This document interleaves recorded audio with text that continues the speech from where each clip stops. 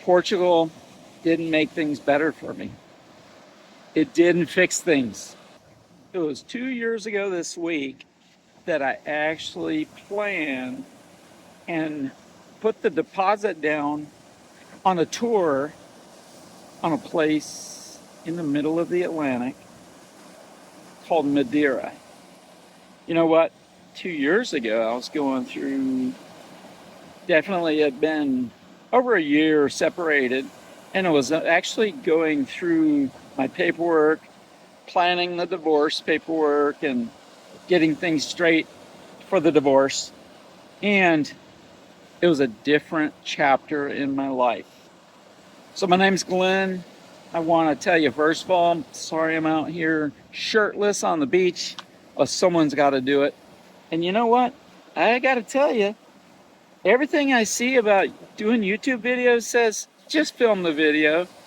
I overanalyze filming these videos, and I just wanted to put this out there that what's interesting is 2 years ago, I was planning a big trip to Portugal. And I don't know necessarily what I was aiming to do this trip to Portugal. I'm sorry about the wind too. I think I needed some adventure.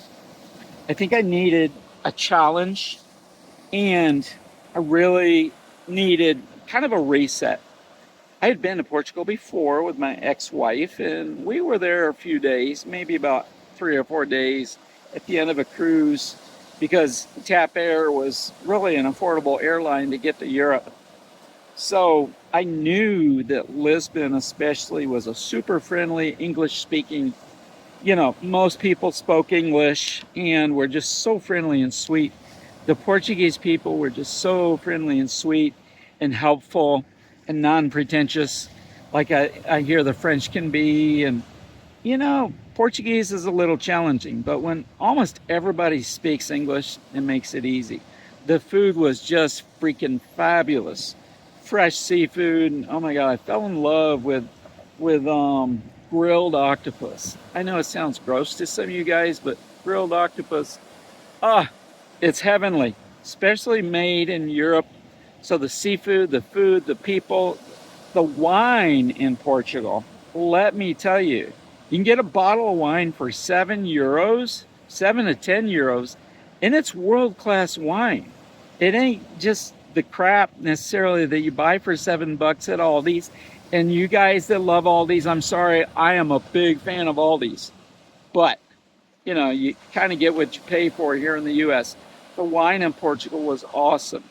But what I wanted to talk about is that, Portugal didn't make things better for me. It didn't fix things.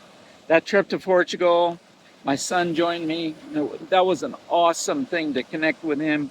21 years old. We had amazing adventures in Lisbon and Porto. He split away from me for a few days and did his own thing and partied with the Europeans in Lisbon. Then he met back up with me in Porto. Then we went out to Madeira on a group hike. And I think the group hike, backing up a little bit, was part of the reason I went, because it was geared a lot towards singles. And I thought, this might give me kind of a reset, being a newly single man and be out here with single people from all over the world. It did provide that. But also I was seeking adventure. I was seeking to see if I could kind of fit into a challenge and live up to a challenge, live up to my old self, and find my new self also in this new chapter. As I'd been single for over a year and was, like I said, filling out and getting ready to complete the financials for divorce and the paperwork. And if you've been through divorce, that's a pain in the ass. The absolute piles of paperwork you got to go through, and discovery and all that stuff. So the nuts and bolts of it is, I needed a challenge. I needed a reset. And sometimes in life we go about moving or going somewhere else or checking out a new place because, we think the new place is going to help us. The new place is going to fix things. I knew that wasn't the case, because geographical fixes They aren't real. Because wherever you go in this world, wherever you go, whether it's moving to a new place in the US, going on vacations, long vacations, it doesn't change a whole lot because you're still the same person. You're still there. So that's the first takeaway for me, is that I knew I'd be the same person, but what did Portugal bring me? It brought me a lot of time to reflect, to journal, to walk my butt off. Even before my son decided to join me, my challenge for myself was to see a bunch of what they call in Lisbon miradors. Now, Lisbon has, I think, 30 plus miradors, and these are like overlooks. These are areas up over the city. It's a city with just zillion hills. It's called the City of Seven Hills.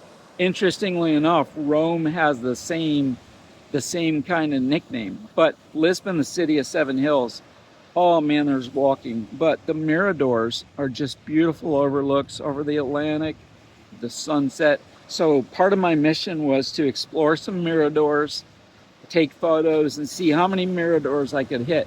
And then, just on a whim, I invited my son. And my finances were limited because I was single again. And I said, dude, I would love for you to come. It'd be so interesting. And he was ready to leave his job and move back in with his mother. And I said, yeah, I'd love for you to come. Wouldn't that be cool? And he actually came. And I told him, I said, I can't pay for you. I can't pay for you. But he had worked so hard for a couple of summers, and he paid for himself. So that was so special to spend time with him. So Lisbon, being the beautiful city it is, and Porto, even more beautiful, and just Porto challenges the imagination because it's just a town that seems surreal. But anyways, I digress. The thing about coming home from Portugal is that it gave me a lot of room to walk, because my son and I would part ways for a couple hours every day. We'd spend time together and do meals together and all that. But in the morning, I'd get up and I'd say, I'm going walking. And I'd walk all over Lisbon, walk all over Porto, and just explore. And walking if you know me, walking has such a therapeutic quality. It's so good for you. Every step you take unloads stress. It unloads anxieties. It helps you kind of cement your thoughts and work through your thinking. And so that's what I did, is I walked and walked and walked through Lisbon, Porto, and Madeira. It was a walking tour there. I did go also to this place called Nazaré. Nazaré is where some of the world's largest surfing waves are. And don't you know, it was socked in by Atlantic fog. I couldn't see any of those blasted waves. It's kind of like going and see the white cliffs of Dover and it being foggy. That's the way it was when I went to Nazaré. But all was not lost, because I had some amazing seafood. I had time to have some wonderful meals and walk on the beach by myself.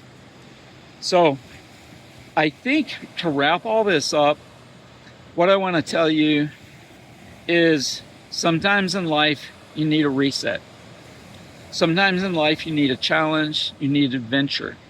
Now, with finances the way they are here in the US, especially in Canada and in Great Britain, the UK, you know, we hustle just to get the bills paid. But maybe it's time to put away a couple $100 every paycheck and just book that freaking tour. Because once you book the tour, or once you book the flight, you're kind of locked in. And then the nerves come, the jitters come. And that's the excitement. Because then you have to start booking your hostels and your train trips. And so there's definitely room for adventure. It's not a geographical fix, but it can give you space to resort things and kind of work through things and see in your own mind who you are. Come back home refreshed, maybe with a new chapter in life. And that's what I know I needed, is a new chapter in life. So did Porto fix me? I don't know if there's a lot of fixing to be done, because, you know, I'm 57. I can be set in my ways, but it did give me space. It gave me freedom. It gave me a new place, a new frame to look at my life, to see where I wanted to go in my next chapter. And that's what was cool about it. So I encourage you guys, especially going through divorce or loss, or people who are just in a rough patch and you need a reset, do it. Book that trip. Book that trip.